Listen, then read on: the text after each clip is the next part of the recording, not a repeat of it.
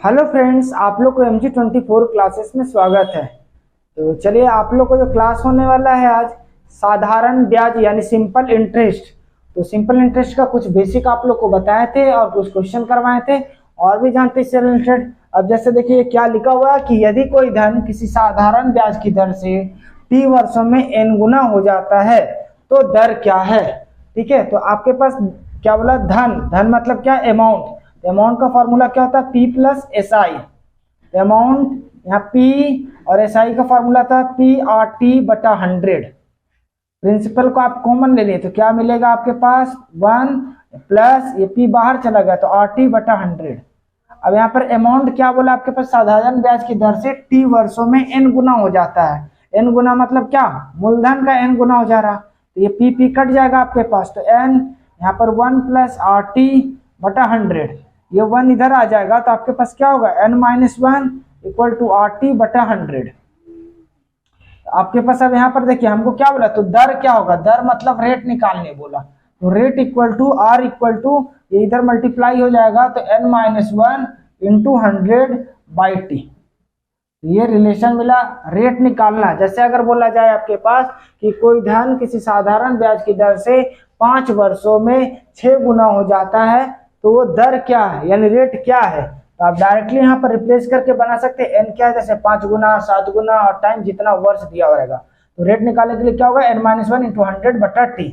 अच्छा, उसी अब देखिए जो बताएं उसी से रिलेटेड क्वेश्चन लेके आए हैं। क्या बोला, कोई धन कितने प्रतिशत ब्याज की दर से 3 वर्षों में 7 गुना हो जाएगा, यानी टाइम कितना दिया हुआ है 3 वर्ष और n कितना 7 गुना।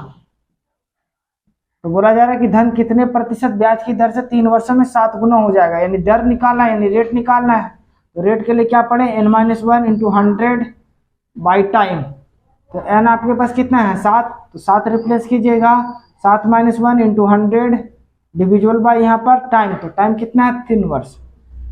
7 में से 1 गया तो क्या बचेगा आपके पास 6 इंटू 100 बाई आपके पास 3, तो 3 दूनी 6। तो रेट क्या हो जाएगा 200%। ये आपका आंसर हो गया। देखिए ये फिर से टॉपिक लेकर आए, कोई धन R% ब्याज की दर से कुछ समय में n गुनी हो जाती है तो समय क्या है। इससे पहले क्या पूछा कि दर क्या हो जाती है, यानी रेट निकालने के लिए बोला। अभी क्या बोला, टाइम। तो रेट के लिए रिलेशन हम लोग को क्या मिला था, n-1 इंटू 100 बाई टाइम। ठीक है, ये मिला।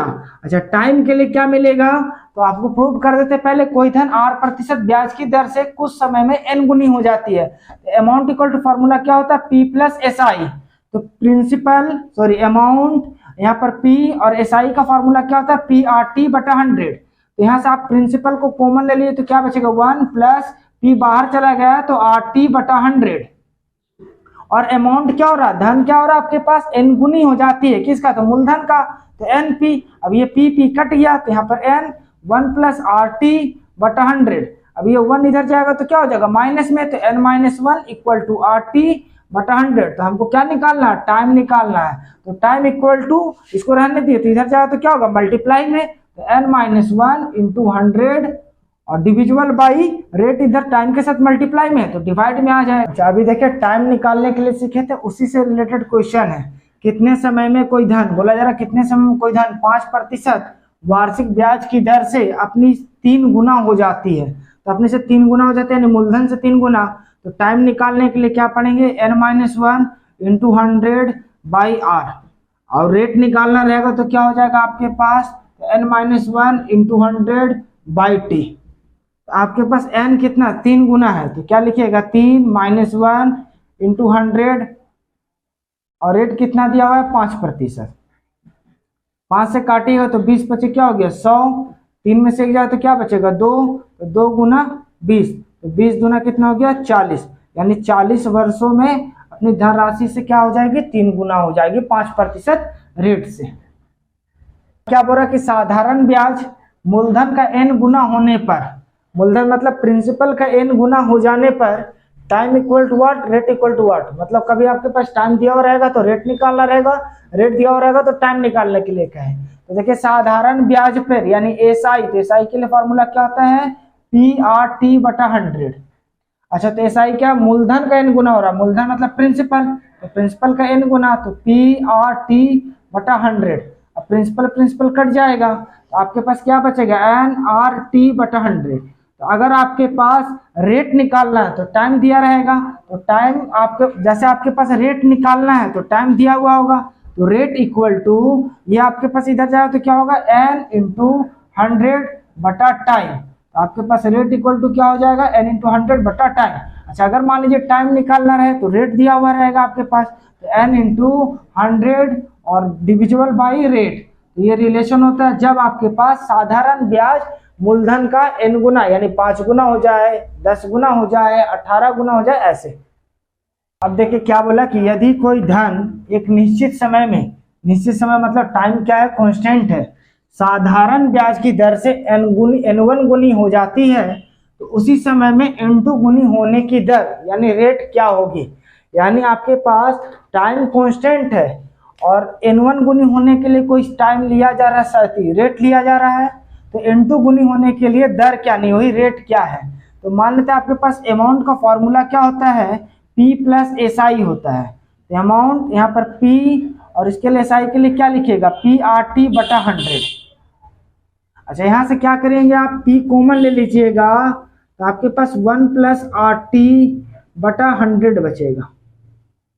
ठीक है, यहाँ तो कोई दिक्कत नहीं। अब ध्यान समझिएगा आपके पास, तो क्या बोला, यदि कोई धन एक निश्चित समय, टाइम क्या हमारा कांस्टेंट है, साधारण ब्याज की दर से n1 गुनी हो जाती है, मूलधन का n1 गुनी हो जा रही है क्या, तो अमाउंट यानी धन, यहाँ पर कह सकते हैं n1 × P = P। इसको हम इक्वेशन 1 मान लेते हैं, यहाँ पर रिप्लेस करें P1 प्लस रेट के जगह पे क्या लिखेंगे, R1, क्योंकि हम इसको n1 बोल रहे हैं तो हम रेट को भी R1 नाम दे देते हैं। टाइम कांस्टेंट तो क्या हो जाएगा, T/100। ठीक है। अच्छा, अब यहाँ से P कट जाएगा आपके पास, तो यहाँ पर आपके पास क्या मिलेगा, n1 = 1 + R1 T/100। ये 1 इधर जाएगा तो क्या होगा, n1 - 1 R1 T/100। तो T इक्वल टू हम कह सकते हैं n1 - 1 × 100/R1। तो आपके पास एक ये रिलेशन मिला। अच्छा, दूसरा बोला कि आपके पास तो उसी समय में टाइम वही है n2 गुनी हो जाती है, तो दर क्या होगा, तो उस दर के लिए हम R2 मान लेते हैं और प्रिंसिपल क्या हो जा रहा है, n2 हो जा रहा है। तो आप यहाँ अमाउंट के जगह पे रखिएगा तो यहाँ पर क्या लिखिएगा, n2P, यहाँ पर प्रिंसिपल वही है 1 + रेट। तो रेट क्या बोले हम कि R2 मान लेते हैं, टाइम कांस्टेंट है, तो टाइम कांस्टेंट है तो T/100। अब ये P कटेगा, यहाँ पर क्या हो गया, n2, यहाँ पर 1 + R2 T/100। ये 1 को इधर भेजिए तो क्या हो जाएगा, n2 - 1 R2 T/100।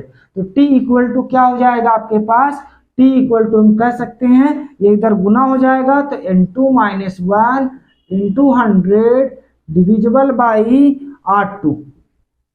तो अब आपके पास देखिए T इक्वल टू एक ये रिलेशन मिला और दूसरा T इक्वल टू क्या मिला, n2 - 1 × 100/R2। अब दोनों हम T इक्वल टू बराबर कह सकते हैं, तो हम कह सकते हैं n1 - 1 × 100/R1 इक्वल टू आपके पास n2 - 1 × 100/R2। अब आपके पास 100 का मतलब कैंसिल हो जाएगा, तो n1 - 1/R1 और n2 - 1/R2। आपके पास रिलेशन क्या मिला, n1 - 1, इसको इधर भेज दीजिए तो n2 - 1 इक्वल टू R1/R2। अब आपको ये रिलेशन याद रखना है कि क्या हो जाएगा जब टाइम कांस्टेंट रहे, यानी दोनों, जैसे आपके पास मतलब कोई धन एक निश्चित समय या 5 वर्षों में साधारण ब्याज की दर से 7 गुनी हो जाती है और रेट आपके पास 12% दिया हुआ है, तो उसी समय में 7 गुनी होने के लिए किस दर से देनी होगी, यानी दूसरा रेट निकालने बोला। तो जब आपके पास एक रेट दिया रहे, टाइम कांस्टेंट रहे, तो आपके पास क्या हो जाएगा, n1 - 1 n2 - 1 equal to R1/R2। अच्छा, अगर आपके पास रेट कांस्टेंट हो, यानी दोनों समय के लिए दर समान हो और टाइम अलग अलग हो, 5 वर्ष के लिए 7 वर्ष के लिए तो टाइम अलग अलग हो गया, तब उस समय के लिए आपके पास क्या बनेगा, n1 - 1 n2 - 1 T1/T2 यानी पहले के लिए समय और ये दूसरे के लिए समय। तो ये दोनों रिलेशन को आपको याद रखना है, क्वेश्चन बनाने में इजी पड़ेगा आपको। आप जो रिलेशन अभी जस्ट पढ़ा है उसी से क्वेश्चन लेकर के आए हैं। क्या है, कोई धन 5 वर्षों में 5% वार्षिक ब्याज की दर से 2 गुनी हो जाती है, तो किस दर से उसी समय में उसी समय मतलब जो पहले का टाइम दिया हुआ है 5 वर्ष, 5 गुनी हो जाएगी। तो जब उसी समय बोल दिया यानी टाइम कांस्टेंट हो गया, और जब टाइम कांस्टेंट हो जाएगा तो आप क्या रिलेशन में रही है, n1 माइनस 1 बटा n2 माइनस 1 इक्वल टू आपके पास क्या होगा r1 बटा r2। अब यहाँ पर n1 यानी कितना दिया हुआ है, 2 गुनी दिया हुआ है, 2 गुनी, और रेट r1 कितना दिया हुआ है, 5% दिया हुआ है। अच्छा आपके पास तो किस दर से उसी समय 5 गुनी हो जाएगी, यानी n2 कितना दिया हुआ है 5, और दूसरा दर निकालना है r2 निकालना है। तो अब आप यहाँ पर रिप्लेस कीजिएगा तो n1 कितना डालिएगा तो 2 माइनस 1, और n2 माइनस 1 तो n2 कितना है 5, 5 माइनस 1 इक्वल टू r1 कितना है 5%, और r2 निकालना है। तो 2 में से 1 जाए तो क्या बचेगा 1, 5 में से 1 गया तो क्या बच गया 4, यहाँ पर 5 बाई r2। अब इसको क्रॉस कीजिएगा तो यहाँ पर क्या हो जाएगा r2, इसको गुना कीजिए तो 5 के 20, यानी कितना निकल गया 20%। तो ऑप्शन में देखते हैं तो 20% का है, तो ऑप्शन सी सही है। देखिए 4th नंबर क्वेश्चन क्या बोला कि एक निश्चित साधारण ब्याज की दर से, मतलब यहाँ पर क्या है कि निश्चित साधारण ब्याज है, ब्याज क्या है कांस्टेंट है, से कोई धन 4 वर्षों में 2 गुनी हो जाती है तो कितने वर्षों में 16 गुनी हो जाएगी। तो अब आपके पास जब यहाँ पर टाइम कांस्टेंट रहता था तो आप क्या लिखते थे n1 माइनस 1 बटा n2 minus 1 equal to r1 बटा r2। अच्छा जब आपके पास रेट कांस्टेंट है तो यहाँ पर क्या लिखिएगा आप t1 बटा t2, t1 बटा t2, n1 माइनस 1 बटा n2 minus 1 equal to t1 बटा t2। जब आपके पास रेट कांस्टेंट रहता था और टाइम कांस्टेंट रहेगा तो r1 बटा r2। तो अब आपके पास देखिए पहला क्या दिया हुआ कोई धन 4 वर्ष में, यानी t1 कितना दिया हुआ है 4 वर्ष में कितनी गुनी हो जाती है, तो n1 2 गुनी हो जाती है।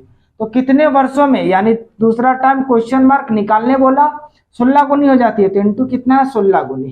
तो अब आप यहाँ रिप्लेस कीजिए तो n1 के जगह पे क्या डालिएगा 2 माइनस 1, n2 के जगह पे क्या डालिएगा 16 माइनस 1, t1 के जगह पे 4 वर्ष, और t2 निकालना है आपको। 2 में से 1 जाए तो क्या बचेगा 1, 16 में से 1 जाए तो क्या बचेगा 15, तो 4 बटा t2 को क्रॉस गुना कीजिएगा इससे तो t2 इक्वल टू क्या हो जाएगा 4 गुना 15।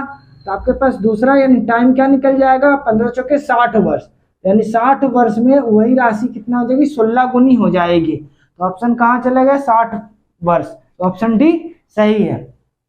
अब आप लोगों को वीडियो कैसा लगा कमेंट में बताना है, और वीडियो पसंद आता है वीडियो को लाइक करें, अभी तक चैनल को सब्सक्राइब नहीं किया तो कर ले, साथ ही साथ बेल आइकन को भी दबा ले कि हमारा जो भी वीडियो अपलोड हो आप तक नोटिफिकेशन मिल सके। और अंत तक वीडियो में बने रहने के लिए धन्यवाद।